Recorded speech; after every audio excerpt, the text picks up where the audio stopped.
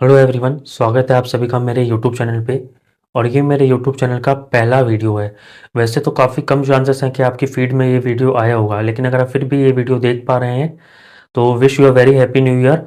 और उम्मीद करता हूँ कि आपका आने वाला साल काफ़ी अच्छा बीते और आपका 2025 भी काफ़ी अच्छा गुजरा हो। तो इस वीडियो में मैं बात करना चाहूँगा अपनी स्कूल लाइफ से रिलेटेड कुछ चीज़ों के बारे में, स्पेसिफिकली मेरी जेई जर्नी जो कि स्टार्ट हुई थी 2022 में एंड उसके एग्ज़ाम्स हुए थे 2023 में मेरी 12th की क्लास के बाद। उस प्रिपरेशन की जर्नी को स्टार्ट करने से पहले मैं जानना चाहूँगा 2020 18 मार्च, जब हमारे 10th बोर्ड्स के एग्ज़ाम चल रहे थे और कोरोना के जस्ट न्यू केसेस इंडिया में आने चालू हुए थे। और 18 मार्च के करीब हमारा जो लास्ट एग्ज़ाम बचा था कंप्यूटर का, वो पोस्टपोन कर दिया गया।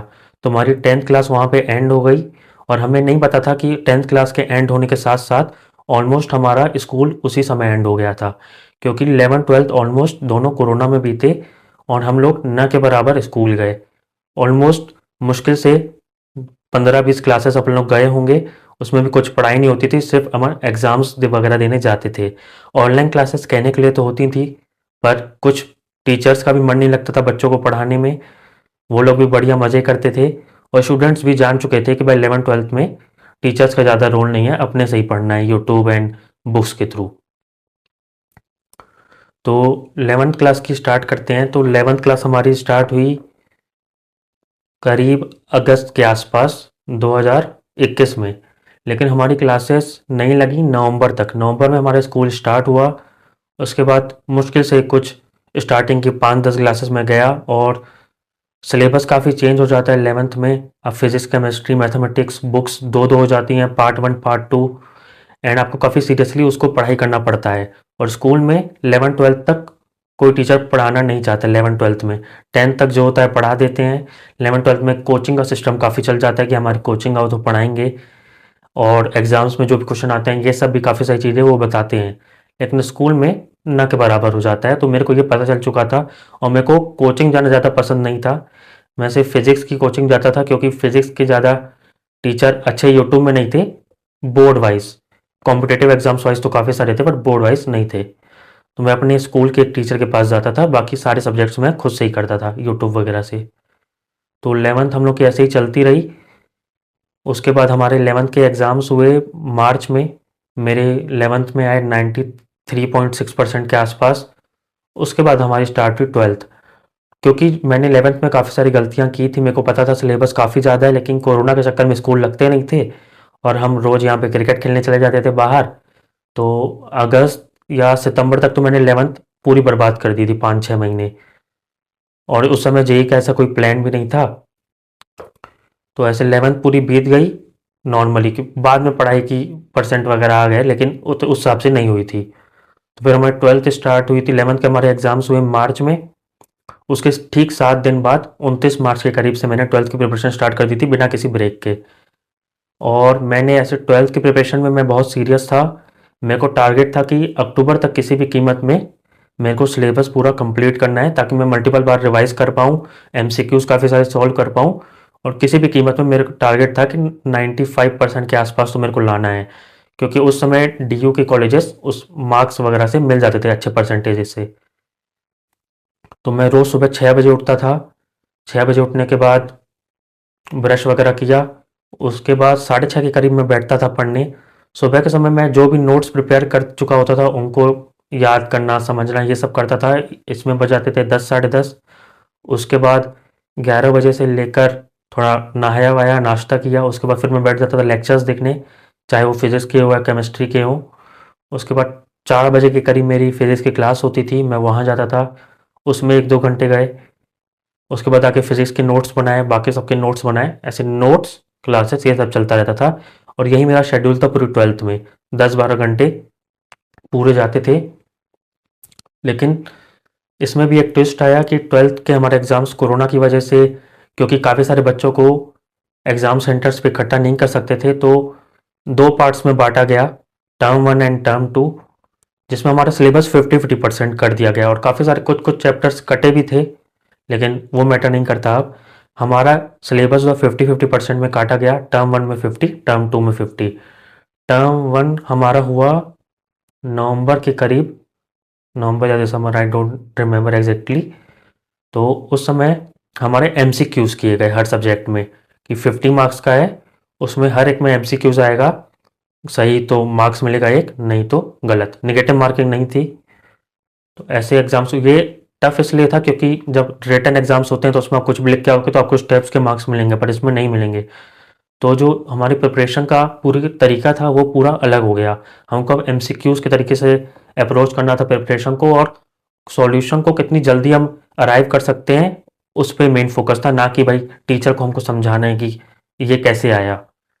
तो प्रिपरेशन उस हिसाब से हुई 11 इसमें। फिर हमारे एग्ज़ाम्स हुए, उसमें मेरे I don't remember exact marks, पर फिर पहला हमारा ये हुआ। फिर टर्म टू में काफ़ी लेट कर दिया गया। टर्म टू हमारे होने थे कायदे से मार्च के करीब, ताकि मार्च के करीब हमारे 12th के एग्ज़ाम्स ख़त्म हो। उसके बाद यूजुअली लोग जो ड्रॉप लेते हैं, मैंने ड्रॉप लिया था जेई के लिए, तो जो लोग ड्रॉप लेते हैं वो बाहर जाके प्रिपरेशन करना चालू कर देते हैं जेई मेन जे एडवांस की। और क्योंकि उस समय कोरोना चल रहा था तो एग्ज़ाम्स जेई मेन वगैरह जून जुलाई के करीब होते थे, 2-3 फेजेस में, और 2022 में तो आई गेस 4 फेजेस में हुआ था, और जेई एडवांस अगस्त में हुआ था। तो हमारा भी यही था कि 2022 अपन चल रहा है, हमको 2023 में ड्रॉपर बैच में देना है एग्ज़ाम्स। तो हमारे एग्ज़ाम भी जेई मेन वगैरह होंगे अप्रैल के करीब, पहला, दूसरा मई में, और जेई एडवांस होगा हमारा अगस्त के करीब। तो हमारा ये था कि 2022 में अपन चले जाएंगे प्रिपरेशन के लिए अप्रैल में, मार्च में हमारे एग्ज़ाम्स कंप्लीट हो जाएंगे। पर हमारे एग्ज़ाम्स डिले हो गए, और एग्ज़ाम्स हमारे हो गए 2022 में नहीं, 2023 में जून के करीब तक, 6 जून के करीब हमारे एग्ज़ाम्स ख़त्म हुए थे। तो काफ़ी लेट हो गए एग्ज़ाम्स को। और मैं, जैसे आपने सुना होगा एलन है, फिट्जी है, फिज़िक्स वाला है, काफ़ी सारे इंस्टीट्यूशंस हैं जो कि ड्रॉपर बेसिस चलाते हैं और प्रिपरेशन जेई वगैरह की कराते हैं। तो बाकी जितने भी इंस्टीट्यूट्स हैं, जैसे मेरा एक दोस्त भी गया था नीट के प्रिपरेशन के लिए ड्रॉपर बैच में, तो उसके 11 महीने के सिर्फ प्रिपरेशन के, टीचिंग के 1.75 लैक्स लगे थे, 2.25 लाख। तो इतना तो मेरा बजट था नहीं कि मैं इतना अफोर्ड कर पाऊँ। और फिज़िक्स वाला उस समय कोरोना की वजह से काफ़ी ज़्यादा बूम में भी था, काफ़ी ज़्यादा हाइप थी, और टीचर्स काफ़ी ज़्यादा अच्छे भी थे उस समय, मैंने उनके लेक्चर्स, डेमो वगैरह सब देखे हुए थे। और इतना फेमस नहीं हुआ था कि भाई वो कुछ गलत कर सकते हैं टीचर्स, उनको स्टूडेंट्स का ट्रस्ट अभी गेन करना बाकी था। तो वही सोच के अपन, वैसे तो इंदौर जाने वाले थे प्रिपरेशन के लिए, पर इंदौर में हमारा कोई ऐसा कोई रिलेटिव नहीं था और पहली बार जा रहे थे। तो सभी लोग ने कहा कि कानपुर जाओ, कानपुर में हमारे कुछ रिलेटिव्स भी थे, और फिजिक्स वाला का सेंटर भी था, और उसमें 2 फेजेस में फीस लगनी थी, ओवरऑल 45,000 थी। तो हमारा चालू होना था ये जून में, ख़त्म हुआ 12th के एग्ज़ाम्स। उसके बाद हमारी प्रिपरेशन चालू होनी थी जून में ही, 25 जून के करीब। तो हम 25 जून से पहले थोड़े दिन यहाँ से चले गए कानपुर। उसके बाद हमको उनकी तरफ से मैसेज आता है कि क्लासेस 2 वीक आगे पोस्टपोन कर दी गई हैं। तो हमारी क्लासेस स्टार्ट होनी थी 15 जुलाई के करीब से। तो हमारे जो भी टीचर्स थे, 3 मेन, फिजिक्स, केमिस्ट्री, मैथमेटिक्स के, वो सारे के सारे अच्छे टीचर्स थे, और यही सोच के मैं कानपुर गया था और वो बैच लिया था। उसके बाद हमारे जो तीनों टीचर्स थे उसमें से 2 मेन टीचर्स और मैथ के और केमिस्ट्री के, दोनों क्लासेस स्टार्ट होने से 2 दिन पहले सीधा चेंज कर दिए गए।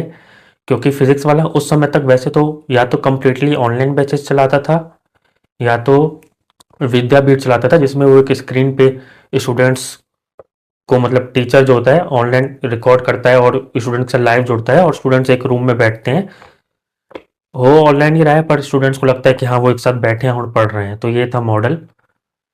तो उस समय उनका ऑफलाइन जाने का प्लान हुआ, और उन्होंने कोटा में एक सेंटर खोला एलन का वगैरह से कम्पीट करने के लिए।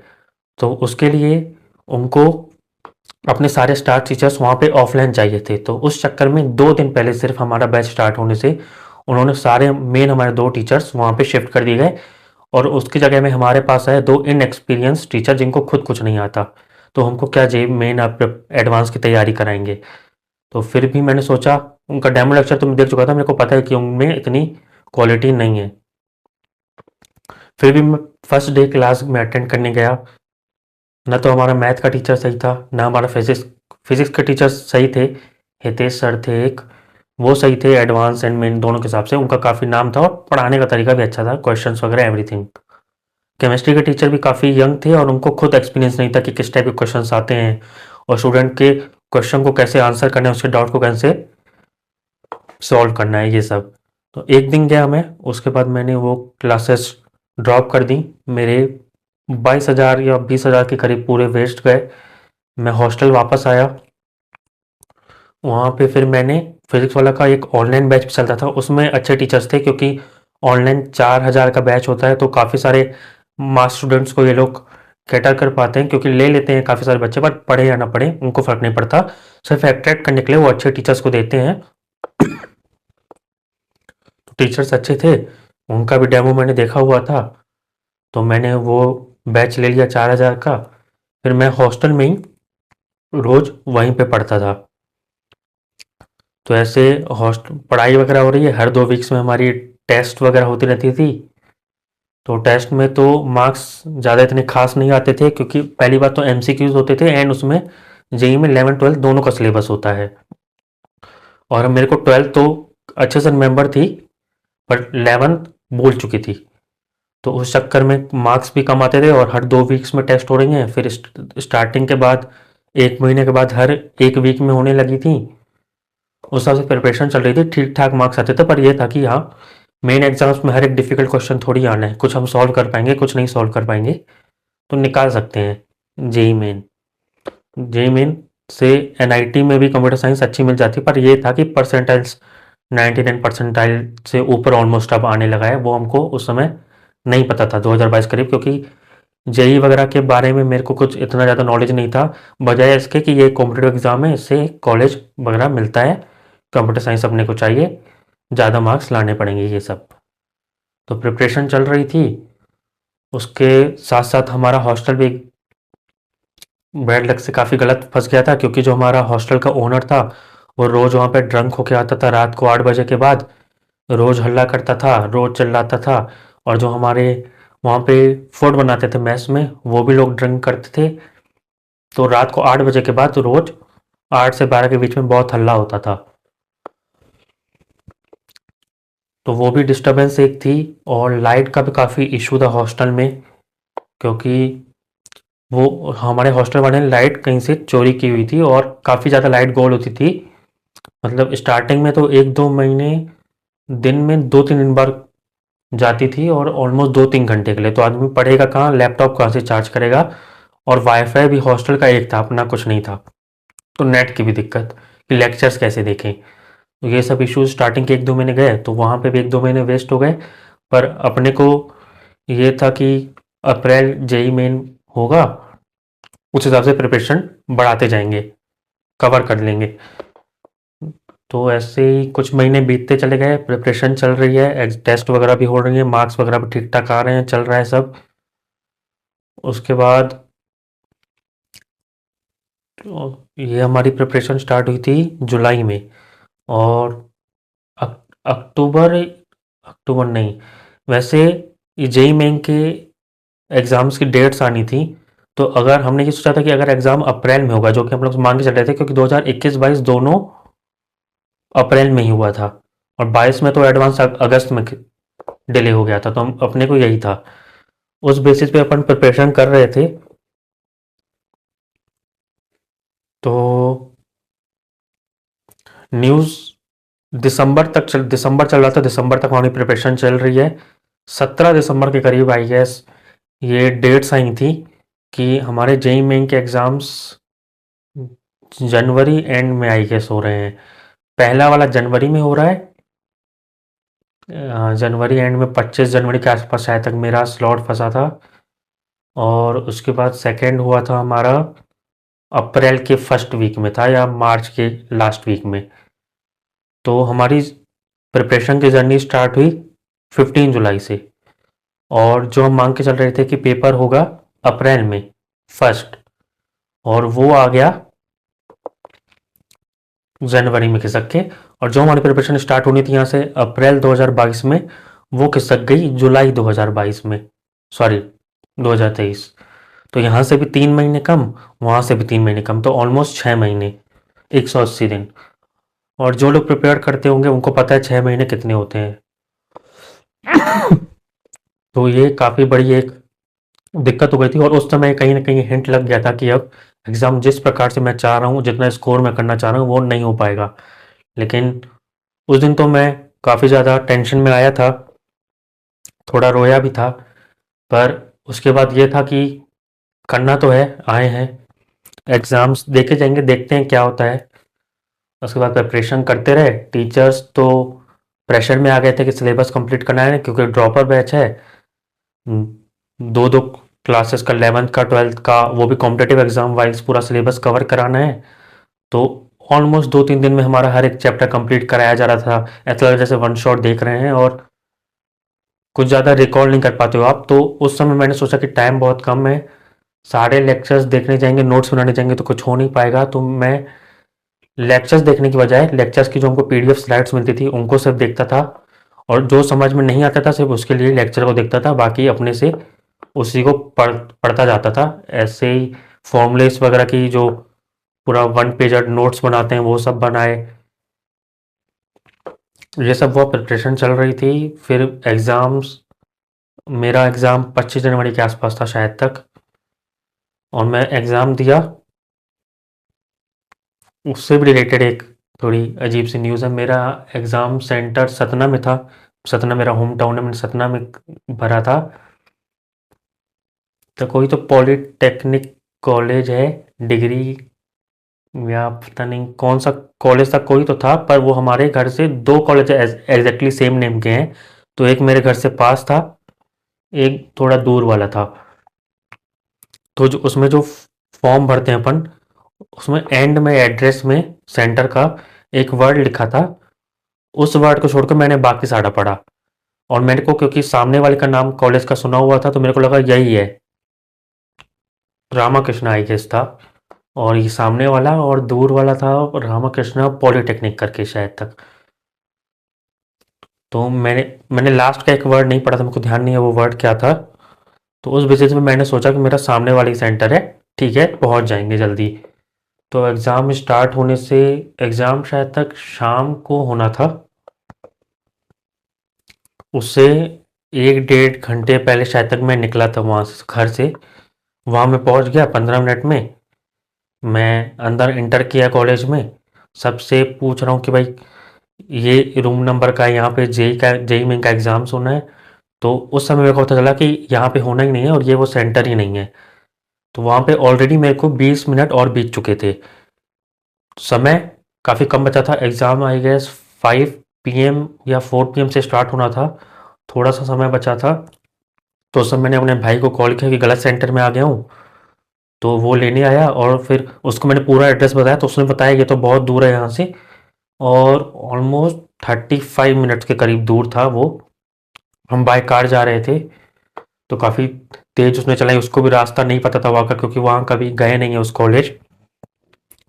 गूगल मैप के थ्रू अपन देखते देखते गए, 35 मिनट्स में, 40 मिनट्स में अपन लकली पहुँच गए वहाँ पे। अभी भी एग्ज़ाम स्टार्ट होने में थोड़ा सा 10-15 मिनट बचे थे, लेकिन अंदर इंटर करने के बाद भी काफ़ी सारी चेकिंग्स होती हैं, फॉर्मेलिटीज़ होती हैं, तो उसमें भी टाइम लगना था। तो उस बेसिस पे काफ़ी ज़्यादा टेंशन हो गई थी कि एग्ज़ाम मिस तो नहीं हो जाएगा। लेकिन फिर भी अपन पहुँच गए, और वहाँ पे जो भी चेकिंग वगैरह हम लोग की होती है कि कोई नोट्स वगैरह तो जेब वगैरह में नहीं है चीटिंग के लिए, ये सब चेकिंग हुई। फिर एग्ज़ाम मेरा हुआ। एग्ज़ाम में 75 क्वेश्चंस टोटल होते हैं, 25 मैथ, 25 फिजिक्स, 25 केमिस्ट्री, और +4 for right, -1 for negative marking. तो फिजिक्स और केमिस्ट्री तो मेरी, क्योंकि फिजिक्स और केमिस्ट्री एनसीईआरटी बेस्ड होती है इस समय, उस समय मतलब दो आप ही का, मेरे को नहीं पता 2025 में क्या है, लेकिन 2020, 21, 22 के करीब एनसीईआरटी के भी क्वेश्चंस ठीक ठाक आते थे उसमें। तो फिजिक्स और केमिस्ट्री की मेरी प्रिपरेशन ठीक थी, पर मैथ के क्वेश्चंस एनसीईआरटी से एक भी आ जाए तो बहुत बड़ी बात होती थी। उसके लिए अलग कॉम्पिटेटिव एग्जाम्स की बुक होती थी, उनसे तैयारी होती थी। और काफ़ी सारे चैप्टर्स थे, तो मैं इतना ज़्यादा प्रिपेयर मैथ में वैसे ही नहीं कर पाया था, क्योंकि समय बहुत कम था, मात्र 4-5 महीने हमारे पास बचे थे। उसमें भी लास्ट का महीना तो नोट्स वगैरह बनाओ, 1 पेज नोट्स, फॉर्मूलेस रिवाइज करो, इसमें चलेगा, तो सिर्फ 4-5 महीने हमारे पास थे, तो प्रिपरेशन क्या ही खास हो पाती। मैंने एग्ज़ाम दिया, एग्ज़ाम ठीक गया था ऐसा मेरे को लगा था उस समय। मेरे को ये था कि 96 परसेंटाइल के करीब आ जाएंगे और बाद में अप्रैल में एग्ज़ाम दे देंगे। लेकिन फिर तो उसमें इम्प्रूव हो जाएगा, तो ठीक ठाक आ जाएंगे मार्क्स, तो एनआईटी में तो एटलीस्ट किसी न किसी एनआईटी में कंप्यूटर ब्रांच मिल जाएगी, कंप्यूटर साइंस ब्रांच।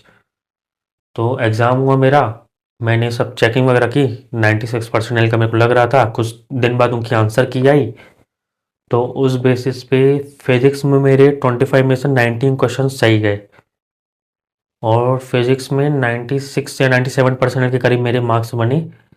केमिस्ट्री में मैंने किए तो 25 में से 10 या 12 थे, और मेरे सही 8 या 9 के करीब गए थे। मैथ में काफ़ी कम कर पाया था, क्योंकि इतने सारे मॉक टेस्ट ज़्यादा दिए ही नहीं थे कि टाइम शॉर्ट टाइम में 3 घंटे के अंदर एग्जाम में कैसे क्वेश्चंस को अटेम्प्ट करना है इतनी जल्दी कि वो कर पाऊँ, और मैथ के क्वेश्चंस उस समय काफ़ी लेंदी भी थे। फिजिक्स और केमिस्ट्री ठीक थे, लेकिन मैथ के क्वेश्चंस ऐसे थे कि अगर आपकी बहुत ज़्यादा प्रिपरेशन नहीं है उनको जल्दी जल्दी सॉल्व करने की, तो आप नहीं कर पाओगे टाइम लिमिट के बेसिस पे। मैथ में मैंने किया तो शायद तक 5 या 6 ही सिर्फ अटेम्प्ट कर पाया था, क्योंकि मैंने पहले फिजिक्स की थी, फिर केमिस्ट्री, फिर मैथ। 5 या 6 कर पाया था, उसमें से मेरे 3 के करीब शायद तक सही गए थे। तो उस बेसिस पे जब हमारा रिजल्ट आया तो मेरे परसेंटाइल आए थे 93.67, काफ़ी कम थे, लेकिन कहीं ना कहीं अंदाजा था कि पेपर तो गड़बड़ गया है, प्रिपरेशन उतनी खास हो नहीं पाई जितनी मैं चाहता था। लेकिन ठीक है, फिर वो एग्ज़ाम हुआ, फिर मैं 25 को मेरा एग्ज़ाम हुआ, मैं 31 जनवरी तक, हाँ जनवरी तक मैं सतना में ही था अपने घर में। उसके बाद क्योंकि मेरे 2 दोस्त भी थे जो मेरे साथ हॉस्टल में रहते थे, उनका भी एग्ज़ाम था, एक का 28 को था सतना में ही, एक का 30 को था आई गेस। उन दोनों का भी एग्ज़ाम हुआ, फिर अपन तीनों साथ में वापस गए कानपुर हॉस्टल। वहाँ पे फिर प्रिपरेशन वगैरह स्टार्ट की, विद अपने 2 ढाई महीने बचे थे नेक्स्ट अटेम्प्ट के लिए। लेकिन फिर वो इश्यूज चलने लगे हॉस्टल में, और हॉस्टल में जो एक दिक्कत और ये हो गई कि लाइट वाटर ये सब तो चलता ही था, और हॉस्टल वाला ड्रंक करके रात को रोज गाली गलौज हल्ला करना, बच्चों को डिस्टर्ब करना रूम रूम में आके, या लड़ना मेस में जो फूड वगैरह बनाते हैं उनसे, ये सब तो चलता ही था। लेकिन जनवरी के बाद एक और इशू ये हुआ कि जो मेस में फूड बनाते थे, हस्बैंड वाइफ थे दो, तो उन्होंने अपनी फैमिली को भी, 2 बच्चे थे उनके छोटे छोटे, और 4 या 5 लोग आई गेस वहाँ पे आ गए थे रहने, और उन्होंने जो हॉस्टल में ही रहने आ गए थे, वैसे वो बना के चले जाते थे, लेकिन कुछ फाइनेंशियल दिक्कत होगी या कुछ भी होगा तो वो हॉस्टल में ही रहने लगे। और हॉस्टल में उन्होंने जो रूम लिया था वो मेरे रूम के जस्ट बगल वाला लिया था, और वो भी रोज ड्रंक वगैरह होके हल्ला करते थे, लड़ते थे एक दूसरे से, या बात भी करते हैं तो बहुत तेज बात करते थे। तो ये सब इश्यूज होने लगे फिर से। हमने हॉस्टल वाले को कंप्लेन वगैरह भी की, मैंने, मेरे दोस्तों ने, सबने, कि बहुत हल्ला हो रहा है, प्रिपरेशन अच्छे से नहीं हो पा रही है, टाइम बहुत कम है वैसे भी, और खाना नहीं मिलता अच्छा, वो तो अलग ही बात है, खाना तो आप खा ही नहीं रहे हो। वज़न मेरा और बहुत कम हो गया था, जैसे अभी मैं सतना में हूँ, अभी तो खैर 2025 है, तो उस बेसिस में मेरा वज़न 72 के करीब है। तो उस समय मेरा वज़न 60-62 के करीब होगा, मतलब ऑलमोस्ट, हाँ 7-8 किलो के करीब कम था। और ब्लड की डिफिशियंसी भी हो गई थी, बाल वगैरह झड़ने लगे थे, और खाना पीना नहीं खा रहे हो तो पढ़ाई कहाँ से करोगे, पढ़ाई 10-10 घंटे करनी है स्क्रीन के सामने बैठ के, टेस्ट वगैरह देनी है, रिवीजन करना है, सुबह को रोज पर डे 6-7 बजे उठना है, रात को रोज 11-12 बजे सोना है। ये सब चीज़ें होती थी। तो इन सब इश्यूज़ की वजह से मैंने सोचा कि अब बहुत हुआ, जो प्रिपरेशन करनी है घर जाके ही करेंगे, या सतना जाके कहीं कोई रूम ले लेंगे घर के पास में, जहाँ पे सिर्फ एक सिंगल रूम होगा, और वहाँ पे मैं अकेले प्रिपरेशन करूँगा ताकि कोई हल्ला ना हो। एग्ज़ाम 2.5 महीने ही दूर था, लेकिन इन इश्यूज़ की वजह से 25 को मेरा एग्ज़ाम हुआ जनवरी में, 6 दिन तो वहाँ चले गए 31 तारीख तक। फिर फरवरी में मैं आया कानपुर, और 10 दिन वहाँ मैं रहा। 10 फरवरी के आसपास ये इश्यूज़ फिर से होने लगे, तो 10 फरवरी को मैंने टिकट कराई, और मैं कानपुर से टिकट कहाँ से कराई, अचानक से प्लान बना, तो टिकट भी नहीं हो पाई थी। बहुत सारा सामान था, जितना मतलब मैं 7-8 महीने से वहाँ रह रहा था, ऑलमोस्ट मेरा पूरा सामान वहीं पे था, और टिकट भी नहीं हुई थी। और मेरा दोस्त भी था, भाई तू जा रहा है तो मैं क्या रहूँगा, कौन सा मैं यहाँ पे तैयारी कर पा रहा हूँ, मैं भी अपने घर में ही जाके पढ़ लूँगा एक अलग से रूम लेके, या बाहर कहीं रूम ले लेंगे अपन दोनों, या तो मैं भी घर में ही पढ़ लूँगा। तो हम लोग दोनों सामान पैक किया आधी रात को पूरा। फिर उसके बाद सुबह को ऐसे ही जो भी चीज़ें वगैरह थी हॉस्टल वगैरह से, फीस वगैरह का था, सिक्योरिटी ये वो सब अपने क्लियर किया। उसने भी जहाँ पे वो कोचिंग पढ़ता था वो सब क्लियर किया। उसके बाद अपन निकल गए शाम को 5-6 बजे के करीब शायद तक हम लोग की ट्रेन थी कानपुर से सतना की, और टिकट तो हुई नहीं थी। तो अपन जैसे ही ट्रेन पे चढ़े तो ये था कि भाई टीटी आएगा तो कुछ पैसे वगैरह दे देंगे, बाकी अब जाना तो है और समय वेस्ट नहीं कर सकते। तो जैसे ही अपन ट्रेन पे चढ़े, तो जिस जिस ब्लॉक पे अपन चढ़े थे उसी ब्लॉक में टीटी खड़ा था। तो उसने अपन लोग को देख लिया, तो उसके मन में भी लड्डू फूटा कि भाई पैसे तो लूँगा, दबाऊँगा बच्चों को। तो उस बेसिस पे उसने शायद तक 350 या 300 के करीब एक जने से लिया था, मेरे और मेरे दोस्त से 700 टोटल। और सीट तो थी नहीं अवेलेबल उस समय, तो हम वॉशरूम के सामने अपने जो बैग्स वगैरह थे उसी के एक ऊपर ऊपर बैठे थे। और मतलब 6-7 घंटे का सफ़र है कानपुर टू सतना, तो हम 6-7 घंटे ऐसे ही बैठ के आए। फिर सतना पहुँचे, वो भी अपने घर, मैं भी अपने घर। फिर प्रिपरेशन सतना में मैंने 10 फरवरी को मैं बैठा, 11 को मैं यहाँ पहुँचा। 11 तारीख से ही मैंने प्रिपरेशन चालू कर दी, रूम में पूरा अपने आप को लॉक कर दिया। मम्मी को बोल दिया कोई हल्ला नहीं होना चाहिए, खिड़की वगैरह जो भी होती हैं, मेड वगैरह भी है तो कोई हल्ला नहीं करना है। मैं पढ़ रहा हूँ, मेरे को डिस्टर्बेंस बिल्कुल नहीं होनी चाहिए, ऑलरेडी समय बहुत वेस्ट हो चुका है और समय अब काफ़ी कम है एग्ज़ाम को। लेकिन लेकिन हमारे घर के पास एक आंटी हैं, जिनका वैसे तो झोपड़ी जैसा तो नहीं कहूँगा, लेकिन हाँ इतना खास घर नहीं बना है, और वो वहीं रहती थी। और उनकी बेटी शायद तक आती जाती रहती थी, मतलब 2-3 लोग ही रहते थे, और एक ही फ्लोर था, ग्राउंड फ्लोर में उनका घर था। इतने सालों से आज तक उन्होंने कभी भी घर से रिलेटेड कुछ भी नहीं बनवाया था कि बनवा घर के कुछ फर्नीचर वगैरह बनवा लिया जाए जिससे हल्ला हो, या फिर कुछ ऊपर फर्स्ट फ्लोर करवा लिया जाए, ऐसा कुछ नहीं था। लेकिन जिस समय मैं आया यहाँ पे 11 फरवरी के करीब, उसी समय उससे 2 महीने पहले आई गेस इनका ये काम स्टार्ट हुआ था। और ये इनका काम रुक रुक के चल रहा था 2-3 सालों से, मतलब 2-3 साल उनको लगे 2022 के बाद से घर बनने में, लेकिन 2022 के आसपास से इनका चालू हो गया था। और ये 2023 की बात है जब मैं यहाँ पे आया था, तो इनका घर वगैरह उस समय चल रहा था। तो आए दिन कंस्ट्रक्शन का इशू होता था, सुबह को छत वगैरह भी जब पड़ती है तो वो तो 2-3 दिन की बात होती है। लेकिन उसमें भी काफ़ी नॉइज़ होती है, और जो कंस्ट्रक्शन का इनका काम चल रहा था काफ़ी लंबा चला था उस समय। एग्ज़ाम को सिर्फ 2 महीने अब बचे थे, फरवरी और चल ही रहा था, 10-11 फरवरी हो चुकी थी। और ऐसे ही पढ़ते गया मैं, फरवरी का मेरा पढ़ाई वगैरह में निकला। फिर मार्च के आसपास की बात है, 5 मार्च या 6 मार्च के आसपास की बात है, तो आवाज़ से मैं तंग आ गया कि रोज़ आवाज़ होती थी, और सुबह को 9 बजे के करीब से शाम के 6-7 तो नहीं, 5-6 बजे के करीब तक रोज़ हल्ला होता था इनका। और जस्ट हमारे घर के बगल में तो नॉइज़ बहुत आती थी, वो भी इश्यूज़ होने लगा।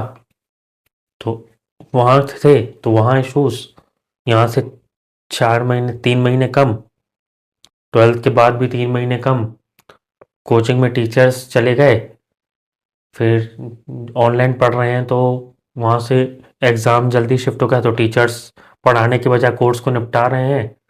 एग्ज़ाम्स अब 3 दिन में एक बार होने लगे थे, जो वैसे 2 हफ्ते में होता था, फिर 1 हफ्ते में, फिर हर 3 दिन में एग्ज़ाम्स होगा तो आदमी पढ़ेगा क्या, रिवाइज़ क्या करेगा, कुछ नहीं हो पाता था। तो फिर फरवरी में ये हुआ, मार्च में मैं ऑलमोस्ट गिव अप कर दिया कि अब मेरे को ये एग्ज़ाम की प्रिपरेशन नहीं करनी है। तो डिसीजन टफ था, और उस समय के आसपास मैंने काफ़ी सारे और भी एग्ज़ाम्स होते थे, वेब जेई होता था, वेस्ट बंगाल के लिए होता था, जादवपुर यूनिवर्सिटी में मेनली, और उसके अलावा एक वीआईटी ट्रिपल ई एग्ज़ाम होता था, वीआईटी वेल्लोर वगैरह के लिए, और भी काफ़ी सारे कुछ कुछ एग्ज़ाम्स थे जिनका मैंने फॉर्म भरा था। एक बिट्स प्लानिंग का भी था, बिट सेट, पर उसकी तो फीस ही 25 लाख के करीब होती थी, तो वो तो एक इशू था कि इतनी फीस 4 साल में कॉलेज की कहाँ से देंगे। स्कॉलरशिप्स वगैरह मिल जाती हैं वैसे कॉलेज में जाके पढ़ो तो, लेकिन फिर भी 25 लाख बहुत ज़्यादा था, इतना अफोर्ड नहीं कर सकते थे। तो उस बेसिस पे मार्च में जब मैंने गिव अप किया तो फरवरी में हम अप्रैल में मेरा एग्ज़ाम था, 8 के करीब शायद तक, 8 या 12 अप्रैल आई गेस, 12 अप्रैल को मेरा स्लॉट था Satna main, JEE main second attempt का, तो वो एग्ज़ाम मैंने नहीं दिया। इवन दो जेई एडवांस के लिए क्लेरिफाई वो क्लियर करने के लिए या क्वालिफाई करने के लिए हमको 90% से ऊपर चाहिए रहते हैं अटेम्प्ट करने के लिए, तो मेरे 93.67 आ चुके थे।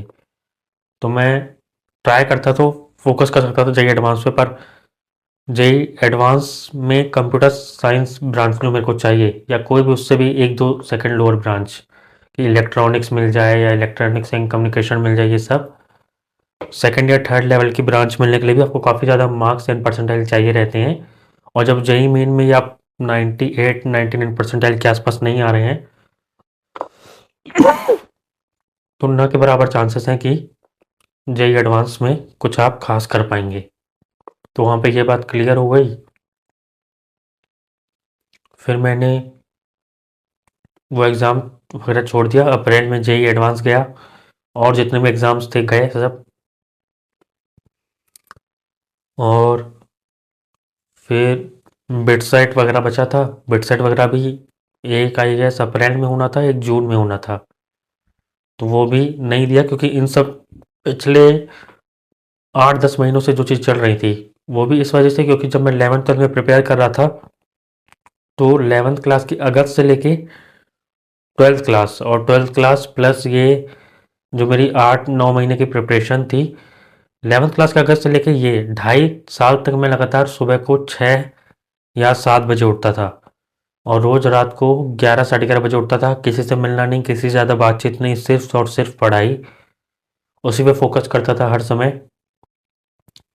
तो शेड्यूल तो काफ़ी ज़्यादा हेक्टिक था ही, लेकिन करना था क्योंकि टारगेट यही था कि आईआईटीज़ वगैरह में या एनआईटीज़ में कंप्यूटर साइंस ब्रांच लेनी है, और पैकेज वगैरह का तो वो सब होता ही है, लेकिन वो ऐसे भी मिल जाता है, वो उस समय पता नहीं था कि हार्ड वर्क करोगे तो किसी भी कॉलेज से पैकेज मिल जाएगा, उस समय यही था कि अच्छा कॉलेज अच्छा पैकेज। तो ऐसे 2023 में फिर मैंने ये एंड कर दिया, मैंने एग्ज़ाम्स नहीं दिए। तो एग्ज़ाम जैसे नहीं दिए तो उसके बाद 3 महीने ऑलमोस्ट मैं डिप्रेशन में था, सारा दिन लेटा रहता था, टीवी फ़ोन कुछ नहीं, किसी से बातचीत नहीं, लेटा हुआ हूँ। और उस समय मतलब ऐसा गिल्ट तो नहीं कहूँगा, क्योंकि मैंने तो अपना पूरा एफर्ट डाला था, पर वो चीज़ नहीं मिली, तो ये सब हुआ। हम्म,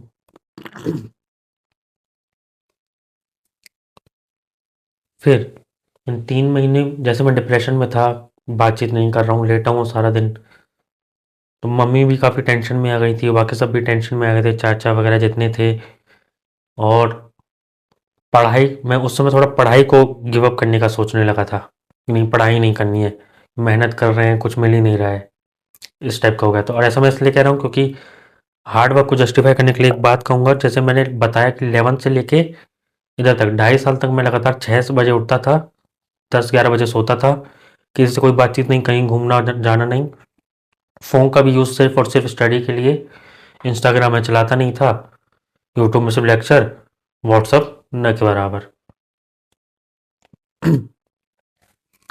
तो उस बेस में जैसे 11th में मेरे 93.6 परसेंटाइल आए, परसेंट है सॉरी।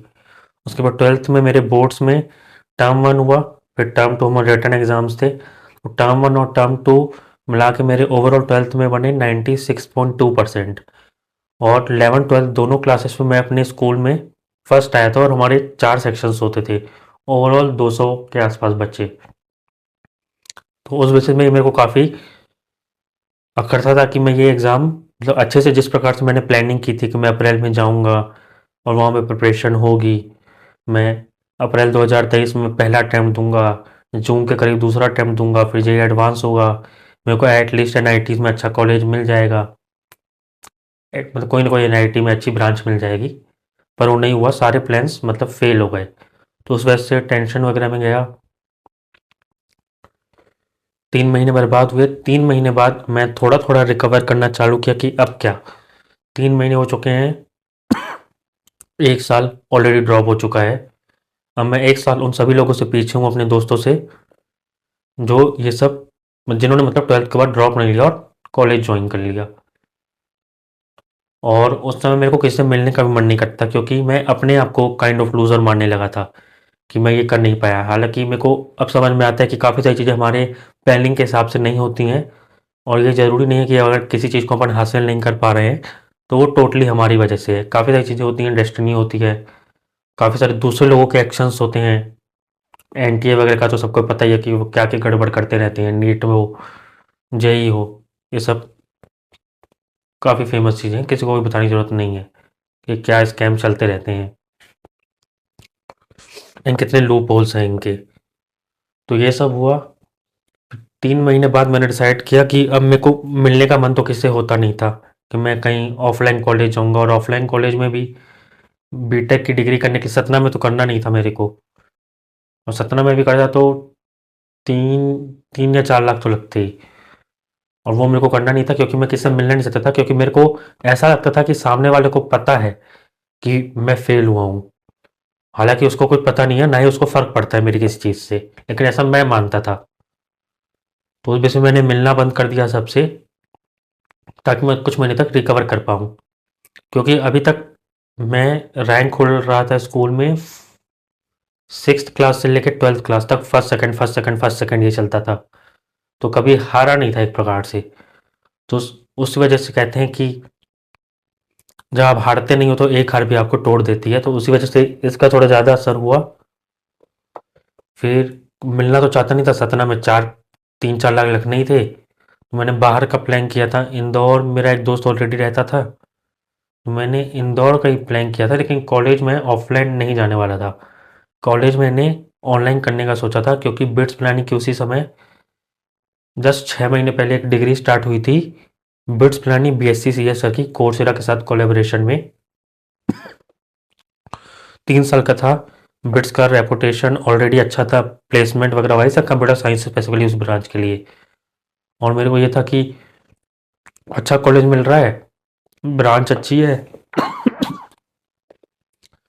प्लेसमेंट सपोर्ट भी मिल जाएगा, और कॉलेज वगैरह भी जाते रहेंगे, तो एक प्रकार से उनकी क्लब्स वगैरह तो होते ही हैं कनेक्शन के लिए, और स्टूडेंट्स वगैरह से भी जो वहाँ के ऑफलाइन होते हैं उनसे भी मिलना हो जाएगा। और जब तक आप किसी को बताओगे नहीं कि आप ऑनलाइन वाले हो, तो उसको क्या ही पता चलेगा।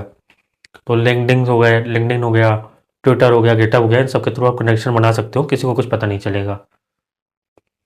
उसी बेसिस पे मैंने ऑनलाइन ज्वाइन किया। 2023 में स्टार्ट हुआ ये, 2023 15 जुलाई। और यहाँ की फीस थी 3,13,000, 3 साल की, चौथा साल ऑनर्स का ऑप्शन था, मतलब है अभी भी, क्योंकि मेरा कॉलेज चल रहा है। अगस्त 2026 में मेरा थर्ड ईयर एंड हो जाएगा। फोर्थ ईयर ऑनर्स के लिए ऑप्शन है जैसे cloud computing, AI/ML and full stack web development में करने का स्पेशलाइजेशन, पर वो मेरा प्लान नहीं है, क्योंकि 2024 मतलब मैंने अपने कॉलेज में ओवरऑल 2023 जुलाई से देखा जाए तो इतना हार्डवर्क कर लिया है कि काफ़ी सारी चीज़ें चेंज हो चुकी हैं अब। और अब मेरे को दो मतलब 1 साल और एक्स्ट्रा करने की ज़रूरत नहीं है। मेरे को ईजिली कहीं से भी जॉब मिल सकती है। तो एक ईयर वेस्ट करने की ज़रूरत नहीं है। इसके पीछे भी एक कहानी है कि एक ईयर एक्स्ट्रा क्यों नहीं करना चाहते स्पेशलाइजेशन, क्योंकि ऑनलाइन कॉलेज की भी एक अलग ही कहानी है, वो किसी और वीडियो में बात करेंगे। तो अभी फ़िलहाल 2022 की जो एक हार थी, उसको कैसे मैं रिकवर किया और उसको कैसे कवर करके मैं आगे बढ़ा। 2025 चल रहा है अभी, 2000 नहीं सॉरी 2026 चल रहा है।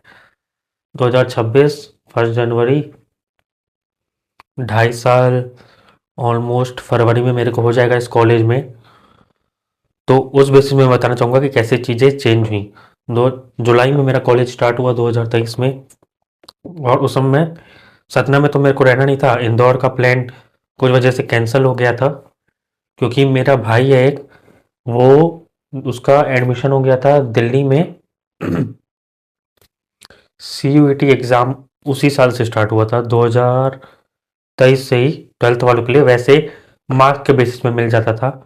10th में जैसे मेरे 90 मतलब 12th में 90% से ऊपर आया, तो उस बेसिस पे काफ़ी अच्छा कॉलेज मिल जाता था। तो वो उस साल से एंड हो गया था और ये एग्ज़ाम होने लगा था। तो उसने ये एग्ज़ाम दिया था, उसको शहीद भगत सिंह कॉलेज मिला था। तो वो दिल्ली में गया था 2022 के नवंबर के आसपास। उसने ड्रॉप नहीं लिया था, क्योंकि वो वैसे PCB साइड था, बायो साइड, बट उसने स्विच किया कॉमर्स साइड। उसको बीकॉम उसने चूज़ किया कॉलेज में। तो उसको वहाँ रहते हुए दिल्ली में ऑलमोस्ट 8 महीने हो चुके थे, क्योंकि मैं 2023 की जुलाई में गया था, वो 2022 के नवंबर में वह रह रहा था। तो यही था कि भाई भी रह रहा है, और मेरा एक स्कूल का बेस्ट फ्रेंड भी था जो 10th तक था।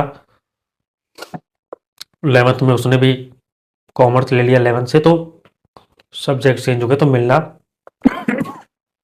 कम हो गया।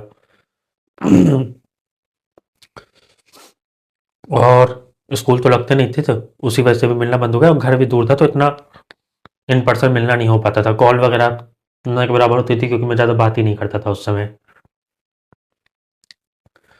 तो मैं फिर दिल्ली जाने का डिसाइड किया। 2023 में मैं दिल्ली गया। डिप्रेशन के 3 महीने हुए थे, और वहाँ गया, और वहाँ पे भी काफ़ी बेहतरीन चीज़ हुई, क्योंकि बुरा समय ख़त्म होने का नाम नहीं ले रहा था।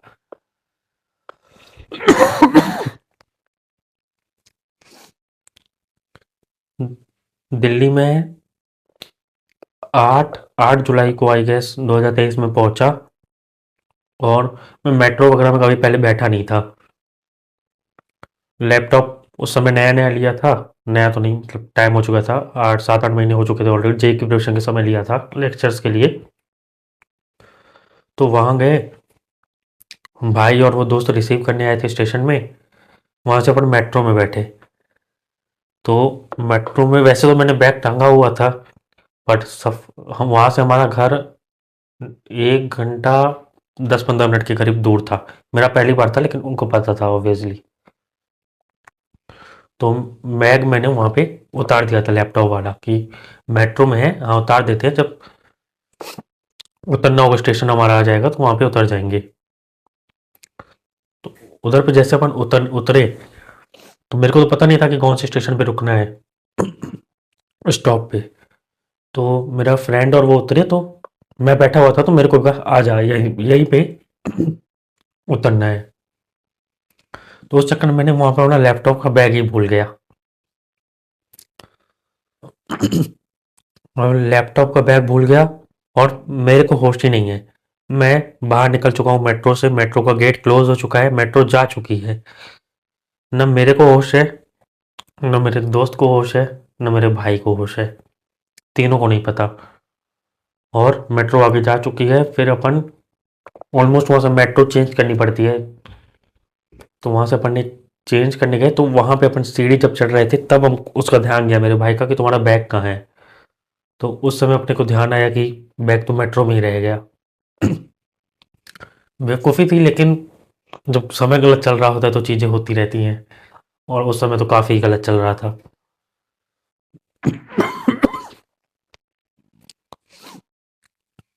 तो फिर अपन मेट्रो में जो कंप्लेन वगैरह कराने जाते हैं वहाँ पे गए थे। कंप्लेन वगैरह की जो भी एप्लीकेशन वगैरह देना था दिया, और कुछ जो आइडेंटिफिकेशंस वगैरह होती हैं कि आपका बैग कैसा है, कुछ क्या चीज़ें थी उसके अंदर, ये सब कि उसके कुछ मतलब 1 घंटे बाद आई गेस अपने को बैग मिल गया था। बैग सेफ था, लेकिन उसका प्रोसेस जो था बैग मिलने का वो काफ़ी अटपटा है। उस दिन जिस दिन मेरे को रिसीव करने आए थे उसी दिन मेरे फ्रेंड का एग्ज़ाम था कॉलेज में, पर फिर भी वो सुबह को रिसीव करने आया था, लेकिन उसको वहीं से स्टेशन से ही जाना था एग्ज़ाम देने, और उस समय ये बैग वाली बात हो गई। पर उसको एग्ज़ाम देना तो ज़रूरी था, तो वो तो एग्ज़ाम देने निकल गया। अब बचे मैं, मेरा भाई। तो हम्म, उस समय सामान आई गेस मेरा ज़्यादा था क्योंकि मैं दिल्ली शिफ्ट हो रहा था, और मैं वहाँ बैठा था जहाँ पे हम लोग ने कंप्लेन वगैरह कराई थी लैपटॉप बैग के लिए। मेरा सामान भी ज़्यादा था, और भाई पता नहीं कोई तो काम था, और उसकी बैटरी भी बहुत कम थी उसकी फ़ोन की, 1-2% बस। और उसको और उसके बाद कैश अपन रखते नहीं है क्योंकि दिल्ली में यूपीआई वगैरह से ऑनलाइन की खराब आदत है, और उसको घर जाना था सामान रखने के लिए मेरा। पता नहीं एग्जैक्ट मेरे को बात ध्यान नहीं है कि वो क्यों गया था वहाँ पे, रुका क्यों नहीं था, लेकिन ऐसा हुआ था कि दोस्त वहाँ चला गया था वापस कॉलेज एग्ज़ाम देने, और मैं मेट्रो स्टेशन में अकेले बैठा हूँ, और ये घर सामान वगैरह रखने गया था, और उसकी बैटरी सिर्फ 2% थी, वो भी डेड हो गई। दोस्त को कॉल कर नहीं सकता, इसको कॉल लग नहीं रही है क्योंकि शटडाउन बता रहा है, और फिर ये इसने मेरी फ़ोन की भी बैटरी मात्र 4% ट्रेन में चार्ज ही नहीं की। घर से सभी लोग, मम्मी चाचा लोग सब कॉल कर रहे हैं, कॉल रिसीव ही नहीं कर रहे हैं क्योंकि बात करेंगे तो बैटरी डाउन होगी, बैटरी डाउन कर नहीं सकते, 4% सिर्फ बची है, और मेरा पहली बार है, न दोस्त है न भाई है। फिर उसके बाद किसी तरह उसने भाई ने दूसरे की फ़ोन लेके मेरे को कॉल किया था कि वहीं पे बैठे रहो, और अपने एक दोस्त का फ़ोटो भेजा था कि ये आएगा, और बारिश भी हो रही थी, हाँ उस दिन बारिश बहुत हो रही थी, तो वो भी एक इशू था। तो उसने अपने एक दोस्त को भेजा था कि कोई बात थी पता नहीं, तो उसका दोस्त आया था लेने। फिर दोस्त भी आया, फिर थोड़ी देर बाद भाई आया, फिर उसके बाद अपन बैग वगैरह लेके फिर मतलब घर गए। हाँ, यहाँ पे बुरा समय अब खत्म। फिर बस यही था, बुरा समय यही था मेन। अब यहाँ से अच्छा समय धीरे धीरे चालू होगा।